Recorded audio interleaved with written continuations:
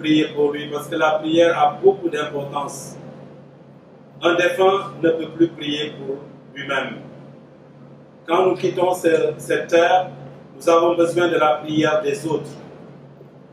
Et c'est cette prière qui nous aide à accéder devant Dieu. Au début de cette messe, nous demandons au Seigneur de lui pardonner toutes ses fautes, tous ses manquements, toutes ses erreurs, et qu'il nous pardonne aussi à nous nos fautes, nos manquements, et qu'il agrée notre prière pour le repos de son âme.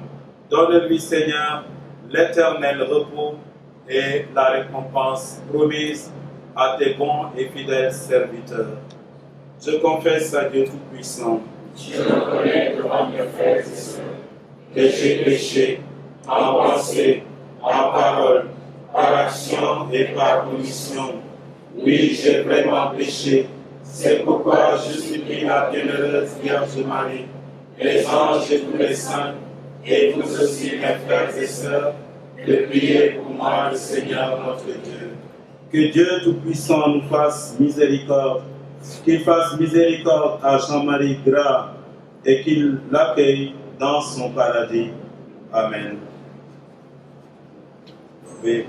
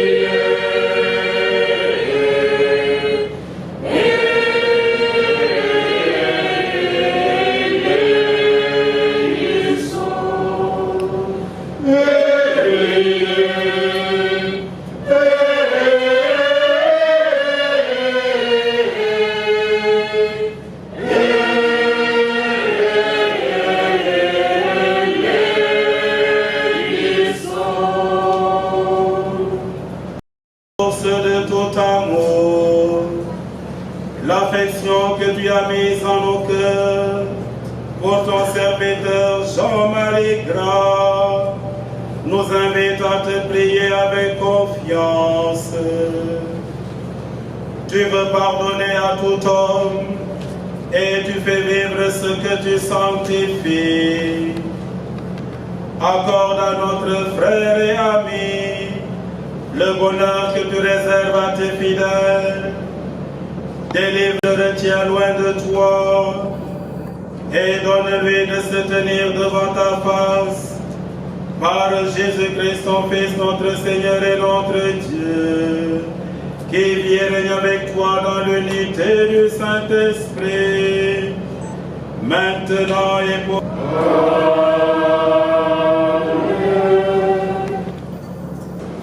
Lecture de la lettre de Saint Paul apôtre aux Romains. Frères, aucun d'entre nous ne vit pour soi-même, et aucun ne meurt pour soi-même. Si nous vivons pour le Seigneur. Si nous mourons pour le Seigneur. Dans notre vie comme dans notre mort, nous appartenons au Seigneur. Car si le Christ a connu la mort puis la vie, c'est pour devenir le Seigneur et des morts et des vivants. Tous nous comparaîtrons devant le tribunal de Dieu, car il est écrit: aussi vrai que je suis vivant, dit le Seigneur, toute créature tombera à genoux devant moi et toute langue acclamera Dieu. Ainsi, chacun de nous devra rendre compte à Dieu pour soi-même. Parole du Seigneur. Nous rendons grâce à Dieu.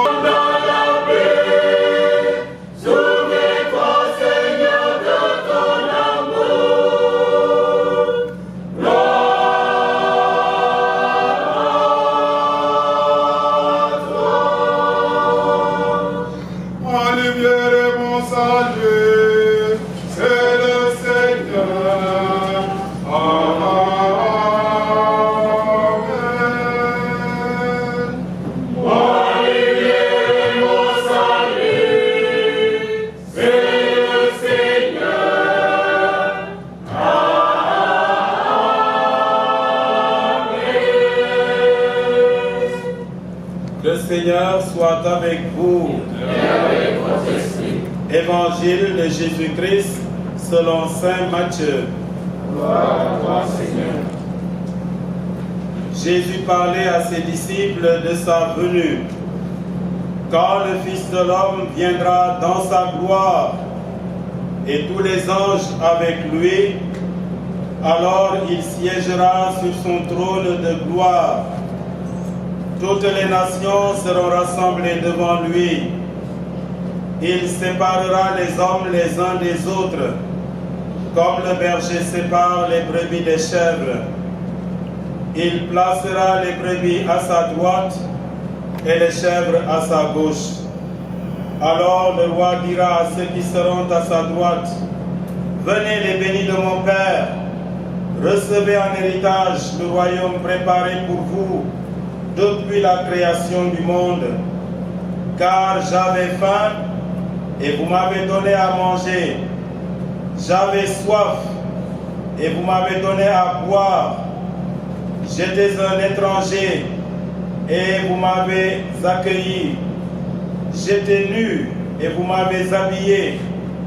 J'étais malade et vous m'avez visité. J'étais en prison et vous êtes venus jusqu'à moi.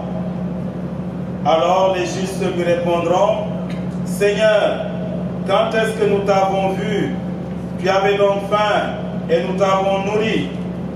Tu avais soif et nous t'avons donné à boire. Tu étais un étranger et nous t'avons accueilli. Tu étais nu et nous t'avons habillé. Tu étais malade ou en prison et nous t'avons rendu visite. Alors le roi leur répondra, Amen, je vous le dis, chaque fois que vous l'avez fait à l'un de ces petits qui sont mes frères, c'est à moi que vous l'avez fait.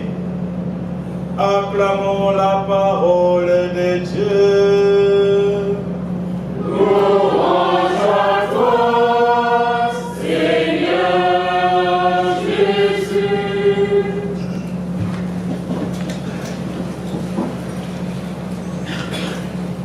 Ces travailleurs à la direction et surtout à la famille proche de Jean-Marie Gras. Il vous laisse une belle œuvre. Il a été entreprenant. Il a fait fructifier ses talents. Vous connaissez la parabole des talents où Jésus a raconté cette histoire, un homme qui part en voyage et qui confie donc ses biens à ses serviteurs. À l'un, il donne une somme d'argent, à peu près 10 millions. À l'autre, il remet une somme de 30 millions. Et au troisième, une somme de 50 millions. Et il dit, je m'en vais et à mon retour, il faudra rendre compte de votre gestion. Personne ne peut prétexter de n'avoir pas reçu de la part de Dieu un don, une capacité à faire valoir. Et malheureusement, le premier qui avait reçu 10 millions, il est allé enterrer l'argent. Parce qu'il avait peur de son patron à son retour. Il savait que le patron était exigeant.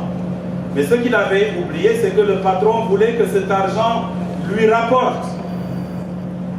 Et au retour du maître, les serviteurs se sont présentés et il a demandé à chacun de rendre compte. Alors, celui qui avait reçu les 20 millions s'est présenté et lui dit, voilà, j'ai fait fructifier ton argent, cela m'a rapporté 40. Au troisième, qui avait reçu 50 millions, voilà, vous m'aviez donné 50 millions et j'en rapporte maintenant 100.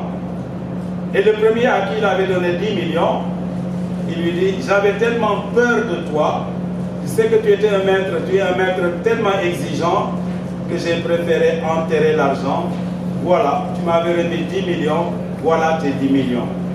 Et le maître va lui dire, mauvais serviteur. Et il a pris ce qu'il avait, les 10 millions, et il l'a partagé aux deux autres qui avaient reçu 30 millions et 50 millions. Et donc cette parabole veut nous enseigner que nous sommes venus au monde pour faire fructifier nos talents, faire éclater nos talents, rendre service à la communauté des hommes, devenir utile à Dieu, utile à la société, utile aux hommes. Et donc c'est là que Jésus nous invite au travail, à faire valoir nos compétences. Personne sur terre ne peut dire Dieu ne m'a rien remis. Dieu a remis à chacun un ou des talents. Et nous n'avons pas le droit de ne pas faire fructifier cela. C'est pour cela que nous travaillons jour et nuit. Nous faisons en sorte que notre famille soit nourrie. Nous faisons en sorte que notre pays se développe. Nous n'avons pas le droit, comme dit Saint Paul, que celui qui ne veut pas travailler ne mange pas non plus. Il faut travailler. Le travail nous sanctifie. Le travail des mains, c'est la prière des mains. Personne ne vit pour soi-même, a dit l'apôtre Paul. Tous nous vivons pour Dieu, nous vivons les uns pour les autres. Et Dieu nous demande, à la fin de notre vie, de nous présenter avec quelque chose entre les mains. Et donc c'est toute la signification de notre séjour sur terre qui est limitée.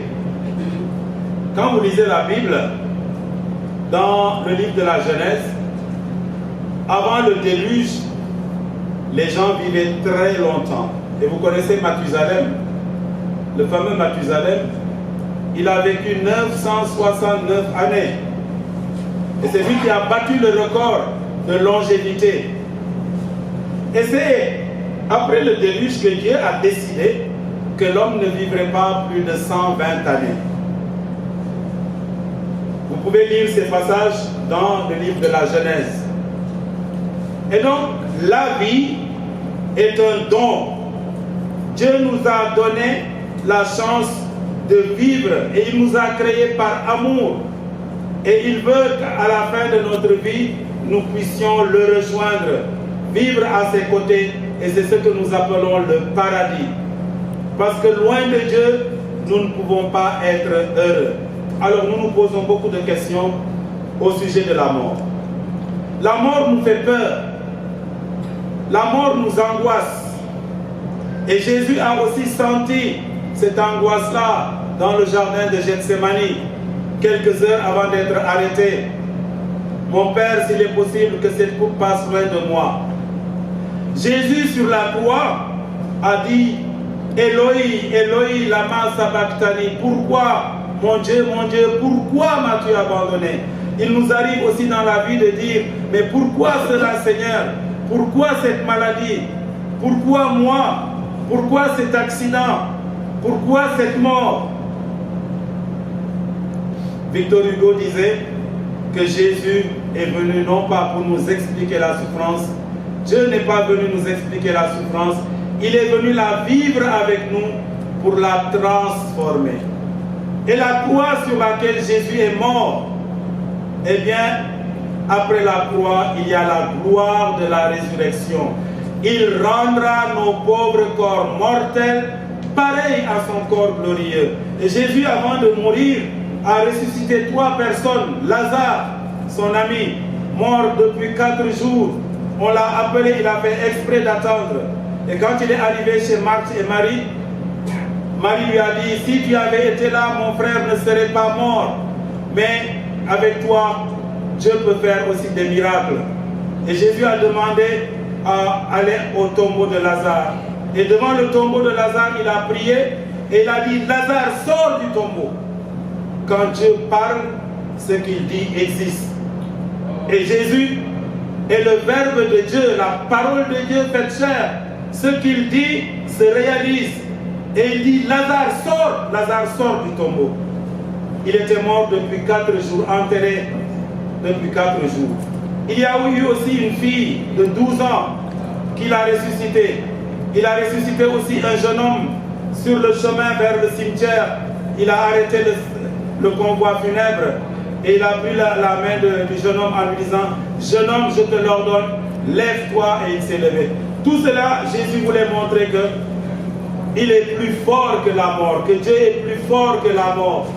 Et c'est pour cela que lui aussi, il a été crucifié et il est mort, il a été enseveli et que le 3e jour, Dieu l'a ressuscité. Et c'est pas pour rien qu'il avait dit aux apôtres, je suis la résurrection et la vie. Celui qui croit en moi, même s'il meurt, vivra. Et on dit ça en Wolof, man ma di dekki gi ma di dund gi, ku gëm ci man, ku japp ci man, ku yebo. La mort c'est tant pis pour moi. Tant pis si je meurs, Jésus va me ressusciter. Nous nous posons des questions, comment peut-il nous ressusciter? Une fois que tu meurs, même qu'on brûle ton corps, l'incinération. Mais Dieu qui nous a créés de la poussière est capable de nous donner le souffle de vie. Ce n'est pas notre affaire, c'est son affaire à lui.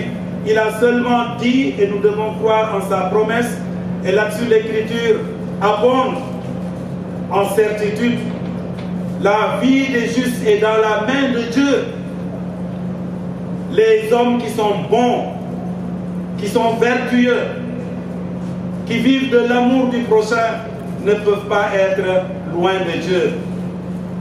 Et donc, Jésus a dit ces paroles pour nous confirmer dans la foi.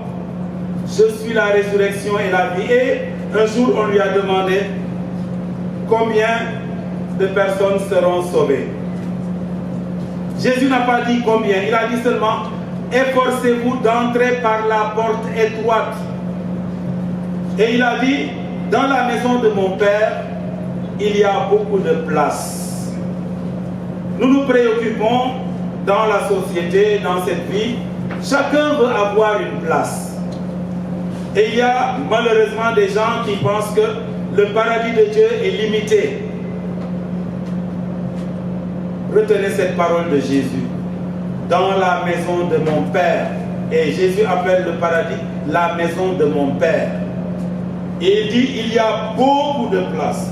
Chacune de vous a une place auprès de Dieu. Jean-Marie Gras, qui avait une place dans la société, a aujourd'hui sa place auprès de Dieu. Parce que Dieu l'avait créé pour lui. Et Dieu nous a créé chacun. De la même manière que chacun de nous a une place. Nous allons et venons dans ce monde. Le monde n'est pas si étroit que cela. Chacun va à ses occupations. Et comment le paradis serait-il étroit si la terre n'est pas étroite? Donc tous ceux qui disent que oui, celui-là ira au ciel, celui-là n'ira pas au ciel, mais ils se basent sur quoi? Ils n'ont pas le droit de détenir la clé du paradis. Personne ne détient la clé du paradis. Jésus a dit, dans la maison de mon Père au paradis, il y a beaucoup de places. Une place pour moi, une place pour toi. Et il dit, je m'en vais vous préparer une place. Et là où je suis, vous y serez aussi. Donc quand nous nous posons des questions au sujet de la mort, où sont nos morts? L'Écriture répond, Jésus lui-même répond, je m'en vais vous préparer une place. Et la place qu'il prépare, il l'avait préparée pour sa maman Marie, et il la prépare pour nous tous qui croyons en lui. Nous tous qui nous évertuons à vivre ce que Dieu veut. Nous tous qui nous évertuons à faire le bien dans notre vie, à accomplir nos devoirs quotidiens comme il le faut. Donc, frères et sœurs, soyez rassurés. Nous croyons en un vainqueur, Jésus-Christ. Il a vaincu la mort et il nous prend en charge. Le psaume 23 dit, le Seigneur est mon berger. Si je traverse les ravins de la mort, ta main droite me soutient et me guide. Jésus vient nous prendre par sa main et nous tirer du ravin de la mort, du tunnel de la mort, pour nous amener auprès de lui. Là où je suis, là aussi sera mon serviteur. Et celui qui honore Dieu dans sa vie, au cours de sa vie, Dieu l'honorera, Dieu lui donnera la récompense promise. C'est donc dans cette espérance que chaque fois nous nous réunissons et que nous prions pour nos défunts, et aujourd'hui tout particulièrement pour Jean-Marie Gras. Le témoignage de toutes ces personnes, ces milliers de personnes qui tous les jours sont venues vous présenter ces condoléances, eh bien signifie qu'il a occupé une place prépondérante ici même à la Somone, dans les milliers de l'hôtellerie ici au Sénégal et là où il a vécu aussi en France. Et donc que chacun prenne la résolution de faire fructifier sa vie. Dieu nous veut entreprenants. Dieu veut que notre vie porte beaucoup de fruits. Yàlla dafa bëgg ñu amal njëriñ société bi, amal njëriñ suñu bopp. Looloo tax mu sàkk ñu te arjana xatul buñ ko xatloo. Yeesu dafa ne ci këru suma baay am na ay dalukaay yu bare ku ne ci ñun am nga dalukaay ëllëg ca arjana ca wetu yàlla. Looloo tax yàlla sàkk ñu. Donc frères et sœurs, ne désespérez pas. Quelle que soit la situation, quelles que soient les difficultés, notre foi nous engage à vivre les uns pour les autres. Aucun d'entre nous ne vit pour soi-même. Et Jean-Marie Gras n'a pas vécu pour lui-même. Tout ce qu'il a fait fructifier, il l'a fait fructifier au service de la société. Alors que notre vie soit utile aux hommes, utile à Dieu. Et la prière, frères et sœurs, je vous le recommande, je vous la recommande. Pourquoi on prie pour les morts? Je vous l'ai dit, quand on meurt, on ne peut plus prier pour soi-même. Et on meurt toujours avec des péchés. Des péchés graves ou des péchés véniels. C'est-à-dire que quand on meurt, on ne peut pas tout de suite voir Dieu. C'est comme si vous allez voir un ministre, vous allez voir le président, vous allez voir le directeur de l'hôtel, mais on vous fait attendre d'abord la salle d'attente et après la secrétaire vous introduit. Dieu, c'est la même chose. On ne peut pas mourir tout de suite et nous présenter devant Dieu parce qu'il est immensément grand et on n'est pas assez propre pour tout de suite nous présenter devant lui. C'est pour cela que nous prions pour les morts, que Dieu leur pardonne ce qui leur restait de péché, de faute et de manquement. Nous prions pour eux parce qu'ils ont besoin de la prière.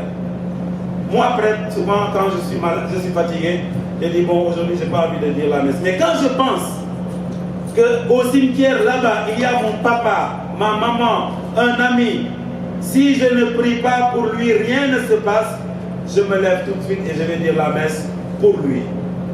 Les défunts ont besoin uniquement de nos prières.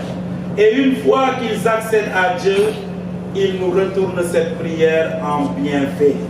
Donc c'est comme une chaîne de solidarité. Ceux qui sont au ciel, qui sont dans la joie et le bonheur, veulent aussi que nous qui sommes encore en vie, nous les rejoignions. Et c'est ce qu'on appelle la communion des saints. Cette solidarité, cette chaîne de solidarité continue. Donc ne vous lassez pas. Avant de vous coucher, dites un Je vous salue Marie, un Notre Père, ne serait-ce que pour un ami défunt, un parent défunt. Et Dieu écoute la prière pour les défunts. C'est la prière la plus exaucée par Dieu. Si vous priez pour un défunt, sachez que Dieu exauce cette prière.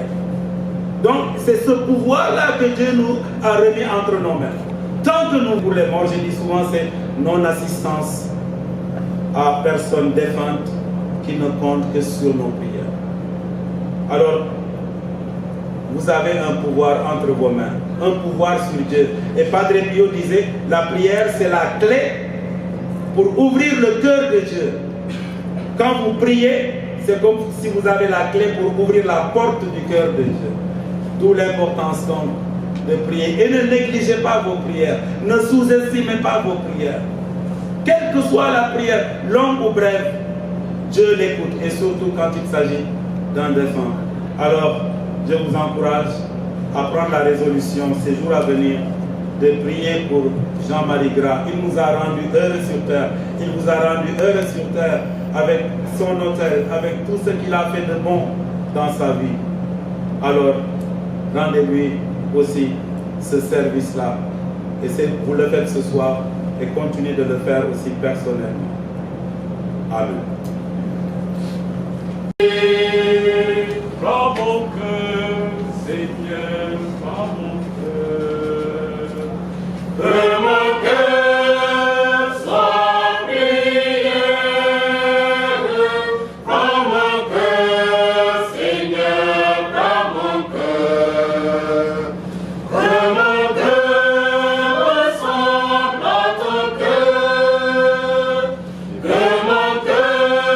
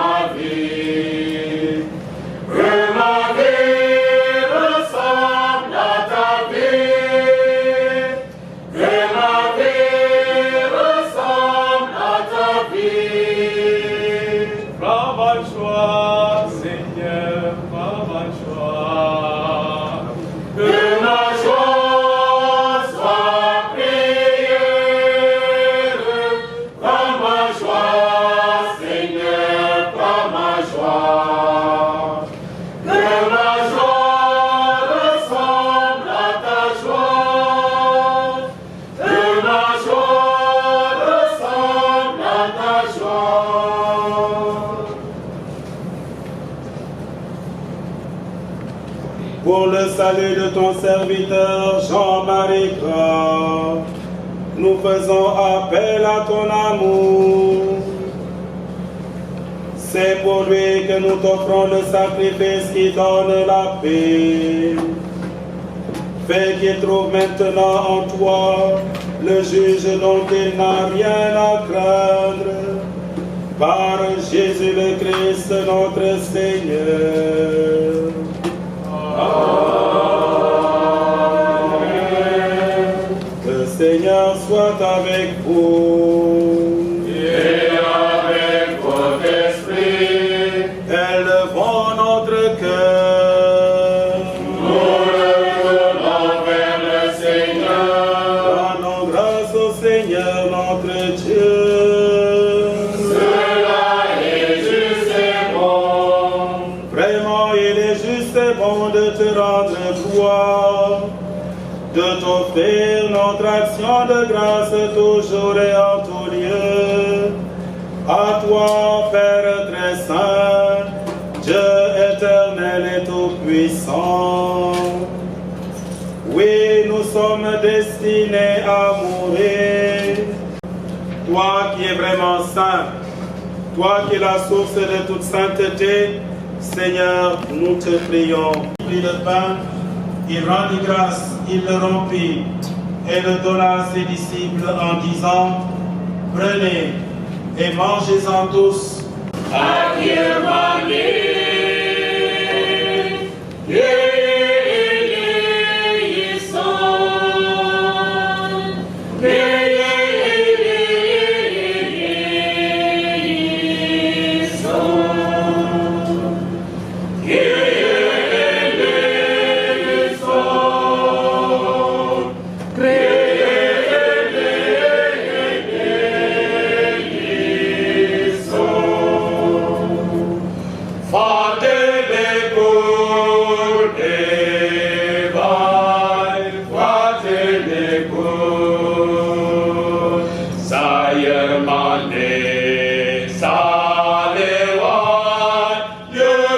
Seigneur soit avec vous Et avec votre esprit. et que le Dieu vivant, Dieu qui est miséricorde, vous bénisse, le Père, le Fils et le Saint-Esprit. Amen. Allez dans la paix du Christ. Rendons grâce à Dieu. Que par la miséricorde de Dieu, l'âme de notre frère et ami Jean-Marie Gras repose en paix.